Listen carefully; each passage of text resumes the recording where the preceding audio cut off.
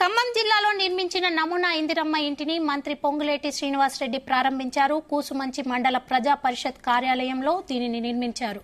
ఈ ఇంటిని ఎంపీ రామసహాయం రఘురాం రెడ్డితో కలిసి మంత్రి ప్రారంభించారు.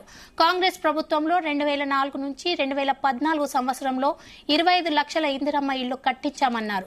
ప్రస్తుతం సీఎం రేవంత్ రెడ్డి నాయకత్వంలో ప్రతి నియోజకవర్గంలో 3500 ఇందిరమ్మ ఇళ్లు కట్టిస్తామన్నారు. రాబోయే 4 సంవత్సరాల్లో 20 లక్షల ఇళ్లు కట్టాలని లక్ష్యంగా పెట్టుకున్నామన్నారు. ఎవరు ఎన్ని అడ్డంకులు కలిగించినా ఇందిరమ్మ ఇంటి కోసం 5 లక్షల ఇచ్చి కట్టిస్తామన్నారు. ఇందిరమ్మ ఇళ్లు లబ్ధిదారుల ఎంపికల్లో దళారులకు పాత్ర ఉండదని గ్రామ కమిటీల ద్వారా నిర్ణయిస్తామన్నారు. రేషన్ కార్డు లేకపోయినా పేదవాడికి ఇందిరమ్మ ఇల్లు అందిస్తామన్నారు.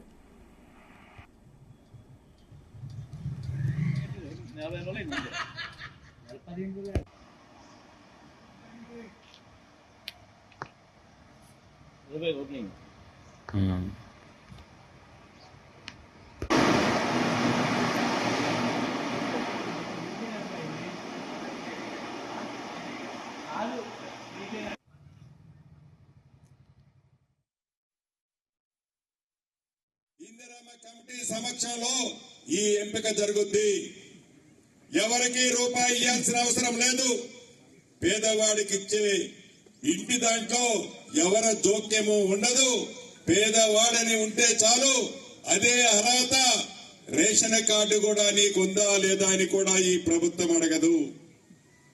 పేదవాడై అర్హుడై ఉంటే విడతల వారీగా మొదటి విడత 4.5 లక్షలు ఇళ్లు ఇస్తున్నాం. ఇలా నిరంతరము జరిగే ప్రక్రియ. ఏదో 4.5 లక్షలు ఇచ్చాము అయిపోయింది కార్యక్రమం అని అనం.